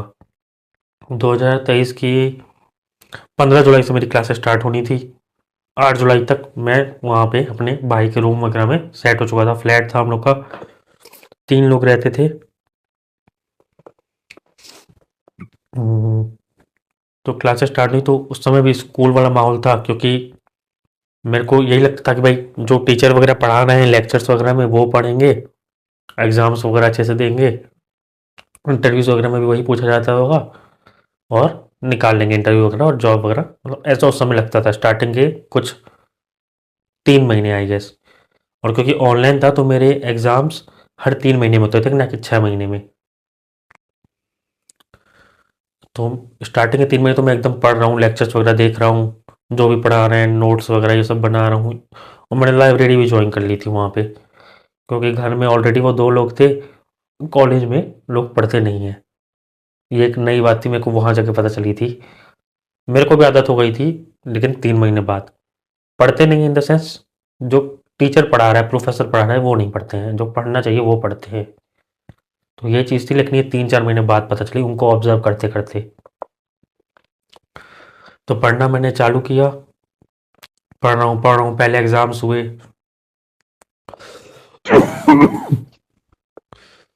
तो फर्स्ट सेमेस्टर तो ऐसा ही गया पूरा, पढ़ाई वगैरह में कॉलेज की। लेकिन फर्स्ट सेमेस्टर तक ये समझ में आ गया था, लेकिन जो पढ़ा रहे हैं वो एक्चुअल में मेरे किसी काम का नहीं है इतना। मेरे को जो, क्योंकि यूट्यूब्स वगैरह में मैं काफ़ी सारे चैनल्स एक्सप्लोर करने लगा था, और काफ़ी सारी चीज़ें कॉलेज में आपको करनी पड़ती हैं, हैकाथॉन्स हो गए, internships, events and research paper हो गया, या गवर्नमेंट इंटर्नशिप हो गई, डीआरडीओ, इसरो, काफ़ी सारी चीज़ें होती हैं। तो उस समय एक्सप्लोर करते करते पता चलता था ये सब। तो ये तो पता चल गया था कि कॉलेज का जो पढ़ाया जा रहा है वो फोकस नहीं करना है। हाँ, तो ये तो पता चल चुका था कि जो कॉलेज में हमको पढ़ाया जा रहा है प्रोफेसर्स के द्वारा, उन चीज़ों पे फोकस नहीं करना है, और अपने से काफ़ी सारी चीज़ें ट्राई करनी है, जैसे कि इंटर्नशिप्स मेनली या हैकाथॉन्स। तो उस समय 6 महीने तो मेरे कॉलेज के स्टार्टिंग में इसी चीज़ को आइडेंटिफाई करने में चले गए कि जो पढ़ाया जा रहा है वो नहीं पढ़ना है। तो 6 महीने तो ऐसे चले गए, बचे कितने, 2.5 साल। तो मेरा भाई, जैसे कि मैंने बताया कि वो बीकॉम कर रहा था, तो बीकॉम में उनके केस कॉम्पिटिशन्स काफ़ी सारे होते रहते हैं, और दिल्ली यूनिवर्सिटी अपने आप में ऑलमोस्ट 77 या मतलब इसी के आसपास कुछ कॉलेजेस हैं। तो उनके इंटर कॉलेजेस कॉम्पिटिशन्स, या अनस्टॉप एक ऐप है, उसमें काफ़ी सारे कॉम्पिटिशन्स होते रहते हैं ऑल ओवर इंडिया। तो उसमें वो काफ़ी पार्टिसिपेट करता था, क्योंकि उसको कॉलेज स्टार्ट किए हुए 1 साल होने को था, और उन्होंने 1-2 उस समय तक कुछ केस कॉम जीते भी थे। तो ऐसे ही एक आईआईटी दिल्ली का केस कॉम था, उसमें मतलब पीपीटी का था, और कोई प्रॉब्लम सॉल्व करनी थी, वो उनकी फील्ड का था, लेकिन फिग्मा डिज़ाइन बनानी थी उसमें किसी प्रोटोटाइप को लेके। एक गोल्ड सेविंग के लिए आई गेस एक ऐप था कुछ फिनटेक, उसके लिए फिग्मा डिज़ाइन बनानी थी, और मैंने फिग्मा कभी पहले यूज़ नहीं किया था। लेकिन उसने पूछा पार्टिसिपेट करेगा, चलेगा, क्योंकि वो लोग 3 लोग थे ऑलरेडी टीम में, और एक चौथा मतलब ऐसे चाहिए था। तो मैंने बोला फिग्मा तो मेरे को कभी आता नहीं है, तो उस समय तक लेकिन आ गया था कि भाई फिगर आउट कर लेंगे, बना लेंगे एक ट्यूटोरियल वगैरह देख के। फिग्मा का ट्यूटोरियल देखा, बनाया प्रोटोटाइप, और फर्स्ट राउंड में प्रोटोटाइप का तो मेरा 3-4 स्लाइड थी, बाकी में भाई और जो 2 अदर मेंबर्स थे उनका था, उन्होंने बनाया। फिर हमारा पहला राउंड निकल गया। पहला राउंड क्विज राउंड होता है, जो कि एक लीडर देता है, तो मेन तो लीडर था, उसी ने दिया। दूसरा राउंड मेन पीपीटी का था, वो भी अपन ने निकाल दिया। थर्ड राउंड फाइनल राउंड था, जो कि आईआईटी दिल्ली में था, और उस समय उनका कुछ इवेंट भी था आईआईटी दिल्ली में, फिन फेस्टा करके। तो वहाँ पे फाइनल में टॉप 10 टीम्स थी, उसमें से एक हमारी टीम भी थी।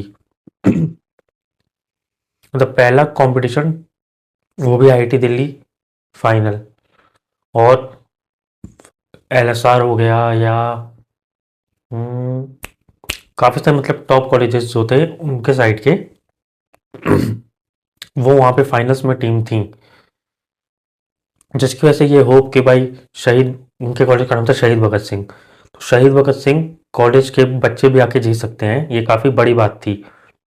तो अपन वहाँ पे 8th नंबर पे हमारी प्रेजेंटेशन थी, 7 टीमों की प्रेजेंटेशन हो चुकी थी, हम लोग ने प्रेजेंटेशन दी, प्रेजेंटेशन अच्छी गई, क्यूएनए ठीक ठीक गया, लेकिन ऑलमोस्ट 75% के करीब मतलब चला गया। फिर उसके बाद जब रिजल्ट अनाउंसमेंट हुए, तो हम तीसरे नंबर पे आए। टॉप 3 टीम्स को ही प्राइज वगैरह मिलना था, जो कि कभी मिला नहीं वैसे। 4,000 के करीब जाएगा कैश प्राइस था, और सर्टिफिकेट्स थे, सर्टिफिकेट्स भी नहीं मिले, और कैश प्राइज भी नहीं मिला, क्योंकि वहाँ के जो इवेंट्स वगैरह होते हैं वो स्टूडेंट्स से कराते हैं, और स्टूडेंट्स ने हम लोग को गोस्ट कर दिया, न केवल हम लोग को, फर्स्ट को भी सेकंड को भी। लेकिन फिर भी ये था कि अपन जीते, और वहाँ से शुरुआत हुई एक कि हाँ finally I have inter the college, और अब अच्छा होगा। फिर ये हुआ हमारा मार्च में, 31 मार्च के करीब आई गेस 2024 में, मतलब ये हुआ था। उसके बाद जैसे मेरे को ये पता लगा कि भाई कॉम्पिटिशन्स वगैरह करके पैसे भी मिलते हैं और ये प्रूफ ऑफ वर्क के लिए भी काफ़ी अच्छा है, तो मैं अनस्टॉप वगैरह में देखने लगा काफ़ी सारे कॉम्पिटिशन्स हमारे टेक साइड के कितने होते हैं। तो उस समय स्टार्टिंग के 5-6 महीने तो मेरे को इतनी टेक नॉलेज थी नहीं। तो मेरे कुछ दोस्त थे जिन्होंने ड्रॉप नहीं लिया था, लेकिन मतलब ऐसे कॉलेज स्टार्ट कर लिया था ऑलरेडी, तो उनको ठीक ठाक नॉलेज थी कुछ कुछ टेक्स्ट टेक्स्ट की। अपने सोचा तो उसी बेसिस पे एक दो हैकाथॉन्स पे पार्टिसिपेट करते हैं। मैं कन्वर्जेशन साइड का संभाल लूँगा और पीपीटी वगैरह तुम लोग टेक्निकल साइड का संभाल लेना। लेकिन वहाँ पे अपन मतलब नहीं निकल ना राउंड निकाल पाए ना फाइनल में पहुँचे ना जीते। तो फिर ये मार्च के पहले की बात है। फिर मार्च में जैसे ही आईआईटी दिल्ली वाला हुआ उसके बाद मैंने सोलो ट्राई किया। आईआईटी मद्रास का एक कंपटीशन था और वो जो प्रॉब्लम स्टेटमेंट थी वो सिविल इंजीनियरिंग और कंप्यूटर साइंस इंजीनियरिंग दोनों को कंबाइन करके थी। तो मेंबर वही था कि 4 अच्छे होते हैं क्योंकि अलग-अलग मेंबर्स होते हैं टीम में, तो प्रेजेंटेशन वगैरह में भी काफ़ी फ़ायदा होता है, बेनिफिट होते हैं, क्यू-एंड-ए वगैरह में भी हेल्प हो जाती है। लेकिन मैं तो सोलो था क्योंकि ऑनलाइन था, ज़्यादा कोई फ्रेंड्स वगैरह बने नहीं थे। तो मैंने लिंक्डइन के थ्रू रीच आउट करना चालू किया लोगों को। एक तो मेरे कॉलेज का ही लड़का था जो ऑनलाइन के थ्रू कनेक्शन बना था, बाकी 2 डीटीयू के थे। तो ऐसे 4 मेंबर्स हम लोग का हुआ। फर्स्ट राउंड क्विज राउंड था, वो टीम लीडर को देना होता है, टीम लीडर मैं था। क्विज राउंड दिया, क्विज राउंड में कौन फर्स्ट आए और फर्स्ट क्यों आए वो मैं नहीं बताऊंगा, या मतलब कैसे आए। फिर सेकेंड राउंड हमारा था प्रोटोटाइप राउंड, हमको प्रॉब्लम स्टेटमेंट के बेसिस पे प्रोटोटाइप बनाना था और 1 महीने का आई गेस ड्यूरेशन था बनाने का। तो उसके लिए मैंने पहली मीट रखी कि डिस्कस करना है कौन कौन सा मेंबर क्या करेगा, डिस्कस कर लेते हैं, उस हिसाब से काम डिस्ट्रीब्यूट कर देते हैं। तो एक ने तो अटेंड नहीं की मीट, 2 ने अटेंड की लेकिन कुछ ज़्यादा रिस्पॉन्स था नहीं, और उसके बाद से 2 डी वालों ने तो ऑलमोस्ट घोस्ट कर दिया। बचा एक दूसरा मेरा जो बिट से ही कनेक्शन बना था ऑनलाइन, वो भी बात करता था लेकिन जब एक्चुअल कोडिंग की बात आती थी उसने भी कुछ नहीं किया था। और उस समय मैं काफ़ी सी चीज़ सीख रहा था, मतलब प्रॉब्लम स्टेटमेंट से रिलेटेड, क्योंकि वो पहली बार थी, एनएलपी से रिलेटेड कोई था, वो हमको बनाना था। वो उस फील्ड के रिलेटेड ऑलरेडी पढ़ाई कर चुका था क्योंकि वो डुअल डिग्री कर रहा था, यहाँ भी कर रहा था लेकिन ऑलरेडी उससे पहले भी एक डिग्री वो कर रहा था, तो उसको चीज़ की नॉलेज थी। तो मैंने उससे बोला कि भाई ये वाला पार्ट तू कर ले, मैं फ्रंट एंड साइड वगैरह का पार्ट संभाल लूँगा यूआई से रिलेटेड। लेकिन उसने भी कुछ ज़्यादा किया नहीं, 3-4 दिन बीते, मैंने तीनों को घोस्ट मारा, मैंने पूरा बनाना चालू किया। मैं रोज़ 8-8 10-10 घंटे लगा रहता था प्रोटोटाइप में, आइटरेशंस पे आइटरेशंस, इम्प्रूवमेंट्स पे इम्प्रूवमेंट्स, मॉडल वगैरह भी चेंज होते थे एआई के लिए। ये सब हुआ। फिर डेढ़ डेढ़ महीने के करीब आई गेस टाइम लगा था, हाँ। और उसके बाद हमने सबमिट किया प्रोटोटाइप। उसमें प्रोटोटाइप में हम लोग थर्ड नंबर पे आए थे, टोटल आई गेस टॉप 7, हाँ टॉप 7 टीम्स या 8 टीम्स थी फाइनल में, उसमें से अपन सेकेंड राउंड में थर्ड नंबर पे आए थे, फाइनल में पहुंची 7 या 8। उसमें से 2 टीमें आईआईटी मद्रास की थी और जजेस भी आईआईटी मद्रास के ही थे, इसका कनेक्शन आगे पता चलेगा। तो ये हुआ। फिर थर्ड राउंड था हमारा अगस्त में, फाइनल राउंड। और आईआईटी मद्रास ने ये कोलैबोरेशन में किया था निकमार यूनिवर्सिटी से, जो कि है पुणे में, और पुणे में मेरे भैया भी रहते हैं एक। तो मेरा वैसे तो मैंने फिर भी दोस्तों से पूछा, उनसे 3-3 मेंबर से, कि चलो ठीक है तुम लोगों ने क्विज राउंड में नहीं किया क्योंकि वो मेरे को ही करना था, प्रोटोटाइप में नहीं किया जबकि सबको करना था, ठीक है लीव डेट। फाइनल राउंड है, प्रेजेंटेशन में इंपॉर्टेंस है, फ़ायदा होता है, एक से ज़्यादा मेंबर्स होते हैं तो सोलो में उतना आप प्रेजेंटेशन में अच्छा नहीं कर पाते, ऐसा यूजुअली मैं मानता था और ऐसा होता भी है। तो फिर मैं सोलो ही गया क्योंकि कोई नहीं माना, तो मतलब आईआईटी मद्रास के बच्चों के सामने फर्स्ट ईयर का लड़का अकेले गया मैं। फिर वहाँ पे प्रेजेंटेशन वगैरह हुई, प्रेजेंटेशन में थोड़ा सा फंबल किया, लेकिन क्यूएनए वगैरह मैंने, मतलब हाँ 10 क्वेश्चन पूछोगे तो 6 के जवाब दे दिया, ऐसा मतलब टाइप का हुआ। लेकिन मेरा जो प्रोटोटाइप था वो बाकी सबसे बहुत अच्छा था। तो उस बेसिस पे सिर्फ वहाँ पे 2 ही लोग जीते थे, फर्स्ट सेकंड नहीं आना था, थर्ड का नहीं था। तो फर्स्ट तो आईआईटी मद्रास का लड़का आया, वो सिविल इंजीनियरिंग का था, उसको प्रोटोटाइप बहुत गंदा था प्रैक्टिकली देखा जाए तो। मैं वो यहाँ पे दिखा नहीं सकता क्योंकि मेरे पास उसका कुछ है नहीं, बहुत ख़राब था। और उसने फ्रंट एंड कुछ था ही नहीं, उसका सिर्फ गूगल कोलैब नोटबुक में उसने कोड किया था और उसी बेसिस था। मेरे लिए फ्रंट एंड वगैरह भी था जो कि अच्छा लगता है और ज़रूरी भी है, क्योंकि आपको यूज़र्स के लिए बना रहे हो कोई भी चीज़, ना कि अपने लिए। लेकिन ठीक है, उसकी प्रेजेंटेशन अच्छी थी, भले प्रोटोटाइप कम था, प्रेजेंटेशन ऑल्सो मैटर्स। तो वो फर्स्ट आया, मैं सेकंड आ गया। तो वहाँ पे मतलब 10,000 प्राइस था। तो ये ऑफिशियली मेरी पहली इनकम कहलाई कॉलेज में या इन जनरल, क्योंकि स्कूल में हमारा स्कूल ऐसा था कि कभी ऐसा कुछ पैसे वगैरह नहीं मिलते थे रैंक वगैरह लाने पे, और स्पोर्ट्स वगैरह में भी जीतने में कभी कुछ नहीं होता था। तो वहाँ पे 10,000 मिले। हमारे जो भी अकाउंट डिटेल्स वगैरह थी वो सब ली गई हम लोग से और कहा गया कि 1 महीने के अंदर अंदर आपके पैसे आ जाएंगे। अगस्त में 24 अगस्त के आसपास एग्जाम मतलब ये कंपटीशन ख़त्म हुआ। मैं वापस अपने घर आया, सतना, ना कि दिल्ली, क्योंकि सतना थोड़े दिन मैं रहने के लिए आया था उस समय अपने होम टाउन में। फिर सतना में मैं काफ़ी सारे फिर कॉम्पिटिशन्स के एक प्रकार से उस समय आदत पड़ गई थी कि भाई इधर करते हैं उधर करते हैं ट्राई करते हैं। फिर मैंने काफ़ी सारे और हैकाथॉन्स में पार्टिसिपेट किया। ऑलमोस्ट 3 या 4 में एक ही टाइम फ्रेम के अंदर टाइम लाइन के अंदर बढ़ता जा रहा था। उसी में से 2 कॉम्पिटिशन्स थे। एक था चंडीगढ़ में, चंडीगढ़ यूनिवर्सिटी के लिए का था, और एक था IISER बरहमपुर। ये आई गेस उड़ीसा या छत्तीसगढ़, उड़ीसा में है आई गेस। वहाँ पे कंपटीशन था और दोनों कंपटीशन पे अपन फाइनल में पहुँच गए थे। और अपन से मेरा मतलब है सोलो, क्योंकि यहाँ पे भी मैंने लोगों को रीच आउट किया था, मेंबर भी बने थे, लेकिन किसी ने कुछ कोड कंट्रीब्यूट नहीं किया था, तो मैं अकेला ही था। अब ISR बरहमपुर में कैश प्राइस था फर्स्ट के लिए 15, सेकंड के लिए 10, थर्ड के लिए 5। और चंडीगढ़ में था फर्स्ट के लिए 50, सेकंड के लिए 30, थर्ड के लिए 10 या 15 आई गेस ऐसा कुछ था।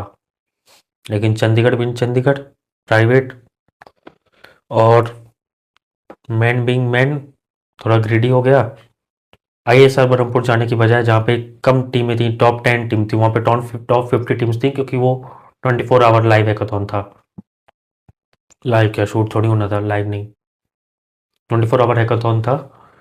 और ये मतलब अपने को प्रोटोटाइप यहाँ पे बना के आना था, सिर्फ प्रेजेंटेशन होनी थी ISR में। कम लोग थे, कायदे से जाना यहाँ चाहिए था, जीतने के चांसेस ज़्यादा यहाँ थे, लेकिन मैं वहाँ गया। वहाँ पे 24 आवर्स बिना सोए कोड पे कोड, कोड पे कोड चल रहा है। और 2-3 राउंड्स भी होते हैं उनके जजेस के द्वारा। राउंड्स, हाँ, जैसा जो सवाल पूछ रहे थे उस बेसिस पे ठीक ठाक आंसर दे दिया। लेकिन क्योंकि वो चंडीगढ़ प्राइवेट यूनिवर्सिटी थी और कंपटीशन वहाँ के बच्चों ने ही कराया था, और उन्हीं के 2 टीम्स थी, मतलब टॉप 50 में 2 टीम्स चंडीगढ़ यूनिवर्सिटी की ही थी। और जिस प्रकार से राउंड्स हो रहे थे, हमको फीडबैक दिया जा रहा था और उनको फीडबैक दिया जा रहा था। उनके में प्रोटोटाइप्स क्या था, प्रॉब्लम स्टेटमेंट क्या था, ये मैं बता नहीं सकता, बहुत हंसी आएगी। और हम लोग का एक मेडिकल चैटबॉट था, परप्लेक्सिटी टाइप, जो कि डॉक्टर्स वगैरह को डे टू डे इंफॉर्मेशन से अप टू डेट रखता है, ताकि उनका सर्च टाइम कम हो। इससे रिलेटेड था प्रोटोटाइप, लेकिन बहुत अच्छा था उनके कंपेरिजन में। और टॉप 10 टीम्स फाइनल राउंड में जानी थी, जिसमें से फिर विनर्स आने थे 3, उसमें तो अपन डिजर्व करते थे जाना। लेकिन उन्होंने पार्शलिटी की, और मोस्ट ऑफ द अच्छी टीमें थी जिन्होंने हार्डवेयर से रिलेटेड या सॉफ्टवेयर सा प्रोटोटाइप बनाया, उनको सबको निकाल दिया गया। टॉप 10 टीम में चंडीगढ़ हो गई या चित्तौड़गढ़ यूनिवर्सिटी, मतलब पंजाब साइड की यूनिवर्सिटीज़ ज़्यादा प्रेफर की गई। बड़े प्रोटोटाइप उनके गंदे थे, लेकिन वो लोग सेलेक्ट हुए। हम्म, तो फिर यहाँ से फिर अपन निकल गए कि भाई टॉप 10 में तो आए नहीं। तो वहाँ से ट्रेन भी थी फिर दिल्ली की, क्योंकि सतना से मैं प्रोटोटाइप पूरा बना के गया था दिल्ली। दिल्ली से फिर 15 सितंबर या 13 सितंबर के आसपास मेरी ट्रेन थी। चंडीगढ़ के लिए। चंडीगढ़ में 2 दिन थे, कॉम्पिटिशन वगैरह हुआ, फिर चंडीगढ़ से आए दिल्ली। दिल्ली में आने के बाद फिर मैंने और कॉम्पिटिशन्स में पार्टिसिपेट किया। सितंबर चल रहा है, तो और जगह पे भी मैं उसी प्रोटाइप को यूज़ करता था जो मैंने चंडीगढ़ में बनाया था। उसी प्रोटाइप का यूज़ करते करते मैं उन हैकाथॉन्स में पार्टिसिपेट करता था जहाँ पे प्रॉब्लम स्टेटमेंट ओपन है। कोई भी प्रॉब्लम स्टेटमेंट आप चुनो, आपका प्रोटोटाइप देखेंगे, उस बेसिस पे आपको डिसाइड किया जाएगा कि आप आगे राउंड में जाते हो कि नहीं। मैं फाइनल में पहुंचता गया 1-2 जगह और, लेकिन जीता नहीं कहीं। सोलो था, प्रेजेंटेशन का भी फ़र्क पड़ता है, मॉडल भी कहीं ना कहीं थोड़ा रिपीट नहीं करना चाहिए कायदे से, लेकिन क्योंकि बहुत कंटिन्यूसली मैं पार्टिसिपेट करता जा रहा था तो उस बेसिस पे इतना टाइम भी नहीं लगता था। मैं थोड़ा बहुत मॉडिफिकेशन करके उसमें पार्टिसिपेट करता था और फाइनल में पहुंच भी जाता था। तो ऐसे 4-5 हैकाथॉन्स भी थी जिसमें से अपन ने एक आईआईटी दिल्ली का जीता, एक आईआईटी मद्रास का जीता, बाकी 2 जगह 3 जगह फाइनल्स में पहुंचा, सब सोलो।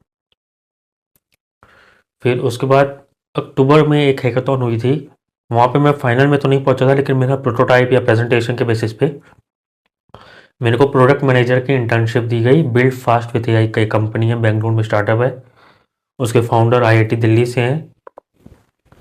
तो प्रोडक्ट मैनेजर की मेरे को इंटर्नशिप वहाँ पे दी गई, 3 महीने की थी, एंड सैलरी 5K। तो ठीक है, स्टार्टिंग करनी थी, ज़रूरी था, कुछ भी मिले करना तो है, करना चाहिए भी। तो वो स्टार्ट किया, 3 महीने वहाँ पे बीते और उन्हीं 3 महीनों के दौरान मेरा इंट्रोडक्शन हुआ ओपन सोर्स से। ये एक अलग जर्नी है, काफ़ी लंबी कहानी है, क्योंकि अक्टूबर से लेके 2024 के अक्टूबर से लेके 2025 का अभी तक या आगे भी मेरी पूरी जर्नी ओपन सोर्स के अराउंड रिवॉल्व करेगी। तो वो मैं इस वीडियो में कवर नहीं करूँगा इतना। मेरा मेन फोकस अभी ये बताना था कि 2022 में क्या क्या हुआ, मतलब 11th-12th के समय, और कैसे मैंने उसको अभी कॉलेज के दौरान थोड़ा रिकवर किया। तो हैकाथॉन्स वगैरह में कुछ जीत मिली, इनकम का सोर्स इंटर्नशिप मिली 3 महीने की, उससे इनकम का सोर्स चालू हुआ। मेरी दीदी की शादी थी 5 जनवरी को, और मेरा किसी भी तरीके से एम था कि मैं दीदी की शादी से पहले अपनी इनकम से उसको कुछ ना कुछ गिफ्ट दूंगा, और वो हो पाया, और मैंने उसको एक वॉच गिफ्ट की थी। और उसके बाद घर में मेहमान भी आने थे, ठंडी का समय था, कब तक रॉड से गर्म करते रहेंगे पानी, मम्मी को एक गीज़र गिफ्ट किया। और मतलब काफ़ी छोटी मोटी चीज़ें, ये सब चीज़ें हुई उस बेसिस पे। फिर मैं, क्योंकि दीदी की शादी होनी थी, पापा है नहीं, चाचा लोग सब हैं नीचे, लेकिन मम्मी अकेली हो जाती शादी के बाद, तो मेरे को यहाँ आना पड़ा दिल्ली से। 1.5 साल में दिल्ली में रहा। 14 दिसंबर 2024, हाँ, 14 दिसंबर 2024 को मैं वापस आ गया यहाँ पे। फिर उस समय के बाद से अभी तक मैं यहीं पे हूँ और काफ़ी अच्छा चल रहा है। मैंने ओपन सोर्स के तो काफ़ी सारी प्रोग्राम्स, और जैसे जीसॉक एक प्रोग्राम होता है उसमें ट्राई किया, फिर एक LFX होता है, एक समर ऑफ बिटकॉइन होता है, एक प्रोटोकॉल लैब्स होता है, एंड और काफ़ी सारी कंपनीज भी होती हैं जो ओपन सोर्स होती हैं जिसमें आप कंट्रीब्यूट करते हो कुछ समय के लिए। तो आपके कंट्रीब्यूशंस अगर अच्छे होते हैं, मीनिंगफुल होते हैं, तो आपको इंटर्नशिप्स वगैरह देते हैं। तो ये मैं ज़्यादा जर्नी तो नहीं बताऊंगा, लेकिन मैंने ओपन सोर्स में स्टार्ट हुआ हैकटोबर फेस्ट से। हैकटोबर फेस्ट अक्टूबर में एक इवेंट होता है ओपन सोर्स को सेलिब्रेट करने के लिए। उससे फिर मैंने ट्राई किया कि क्या ओपन सोर्स से पैसा भी मिल सकता है, इंटर्नशिप्स वगैरह। तो जीसॉक का पता चला, जीसॉक के बाद LFX का पता चला, फिर एक इंडिया का प्रोग्राम था C4GT, उसका पता चला, फिर प्रोटोकॉल लैब्स एक उस समय नया नया, मतलब 2 कोहॉर्ट्स ही पहले आए थे और हर 3 महीने में बैच चलता है। तो मैंने 3 का टारगेट रखा, जीसॉक, SOB एंड C4GT। तो तीनों का टाइम ऑलमोस्ट मई के अराउंड से स्टार्ट होता है, लेकिन कंट्रीब्यूशन आपको फरवरी के आसपास से चालू करने पड़ते हैं ताकि आप अपना कंट्रीब्यूट कर पाओ और दूसरे स्टूडेंट्स के कंपैरिजन में एक्सेप्शनल बन पाओ और थोड़ा हाईलाइट हो पाओ मेंटर्स की नज़र में। तो मैं जीसॉक में भी जिस ऑर्गेनाइजेशन में कंट्रीब्यूट कर रहा था टॉप कंट्रीब्यूटर था, लेकिन वहाँ पे मेरे को सेलेक्ट नहीं किया गया। प्रपोजल, क्योंकि पहला टाइम था, प्रपोजल थोड़ा ठीक ठाक था जिस प्रोजेक्ट में मेरे को वर्क करना था, लेकिन कंट्रीब्यूशन के बेसिस पे लेना चाहिए था, यूजुअली लोगों को ले लिया जाता है, नहीं हुआ। फिर C4GT में मैंने ट्राई किया। C4GT इंडिया का ओपन सोर्स प्रोग्राम, इंडिया की मैनेजमेंट, वो भी गवर्नमेंट संस्था एक कराती थी, आई गेस एस से कुछ नाम था, मेरे को ध्यान नहीं आ रहा। तो गवर्नमेंट कुछ कराएगी तो वो कहाँ से ही सही होगा, तो वो वैसे ही खराब भी मतलब का था एग्ज़ाम, एग्ज़ाम बोल रहा हूँ, प्रोग्राम। मैंने सिर्फ प्रपोजल भर दिया, हो जाएगा तो ठीक है, नहीं तो कोई मतलब नहीं। तो मेरा फिर फोकस था समर ऑफ बिटकॉइन पे। ये बिटकॉइन ओपन सोर्स प्रोग्राम है, उसमें मैंने ट्राई किया, उसमें मेरा हो गया। तो GSOC नहीं हुआ, C4GT नहीं हुआ, लेकिन समर ऑफ बिटकॉइन हो गया। और ये अकेला उन दोनों पे भारी पड़ गया। और कैसे भारी पड़ा वो मैं किसी और वीडियो में बताऊंगा, क्योंकि ये अभी तक मैं उसी ऑर्गेनाइजेशन में कंट्रीब्यूट कर रहा हूँ। और इंटर्नशिप भी है, मतलब वहीं चल रही है इंटर्नशिप, पैसे वगैरह भी मिल रहे हैं, काफ़ी सारी चीज़ें इंप्रूव हुई हैं उसके बाद से। और ये जो वीडियो बना रहा हूँ ये भी उसी के बाद से इम्प्रूवमेंट आई है और कुछ चीज़ें हो रही हैं। तो 2025 की बात चल रही है, तो ये सब हुआ 2025 में। और एंड में आते आते मैं 3 बार से ट्राई कर रहा था प्रोटोकॉल लैब्स में, जो कि ब्लॉकचेन प्रोग्राम में ओपन सोर्स का एक Web3 से रिलेटेड कुछ ऑर्गेनाइजेशंस होती हैं, 4 हैं मेनली, उसमें कंट्रीब्यूशन करना होता है। तो मैं 3 बार से ट्राई कर रहा था, लेकिन तीनों बार मैं नहीं हो रहा था, क्योंकि वहाँ सिर्फ 30 या 35 लोग सेलेक्ट होते हैं 500,000 लोगों में से, वो भी ऑल ओवर दी वर्ल्ड। तो 3 बार से ट्राई कर रहा था, नहीं हो रहा था। फिर एंड में आते आते फिर भी मैं अप्लाई करना नहीं छोड़ा, मैं कंट्रीब्यूट करता था वहाँ फ्री में, ताकि मेंटर्स की नज़र में आऊँ। और मैंने फिर से एक बार चौथी बार ट्राई किया अभी दिसंबर में, और थोड़े दिन पहले उसका रिजल्ट आया कि मैं वहाँ पे सेलेक्ट हो गया। और 12 जनवरी से वो भी स्टार्ट होना है प्रोग्राम। तो काइंड ऑफ 2 इंटर्नशिप्स अब एक साथ होंगी कि नहीं होंगी वो देखेंगे, टाइम मैनेजमेंट। लेकिन हाँ, ये सब चीज़ें हुई। और मतलब फाइनेंशियली काफ़ी इंप्रूवमेंट आई 2025 में। और 2021-22 में, या मेनली 23 में, के लिए जेई से रिलेटेड जो भी चीज़ें हुई उन सबको भूल के अब काफ़ी ज़्यादा मतलब इम्प्रूवमेंट आ चुकी है लाइफ में। तो बस यही बताना था मेरे को इस वीडियो में, कि ज़रूरी नहीं है आपको जो चीज़ प्लान कर रहे हो वो उसी हिसाब से हो। काफ़ी सारी चीज़ें आपके प्लान के अकॉर्डिंग नहीं होती हैं, और नहीं होती हैं तो आपको ये नहीं मानना है कि आपकी ही गलती है। आप हर बार जीत रहे हो तो जीत में आपका पूरा 100% कंट्रीब्यूशन नहीं है। आप हर बार हार रहे हो या कभी कभी हार रहे हो, तो ज़रूरी नहीं हर बार हार में आपका पूरा 100% कंट्रीब्यूशन हो। कुछ परसेंट कंट्रीब्यूशन आपका भी हो सकता है, आपके कुछ डिसीजन गलत हो सकते हैं, लेकिन काफ़ी सारी और चीज़ें भी होती हैं जो डिसाइड करती हैं कि आप जो ट्राई कर रहे हो, जिसको हासिल करने का, वो आप हासिल कर भी पाओगे कि नहीं। तो बस यही बताना था मेरे को इस वीडियो में। वीडियो काफ़ी लंबा हो चुका है, ऑलमोस्ट 1 घंटे से ऊपर। देखते हैं एडिटिंग के बाद कितना होता है, पर एडिटिंग कम ही होगी तो 1 घंटे से ज़्यादा हो चुका है।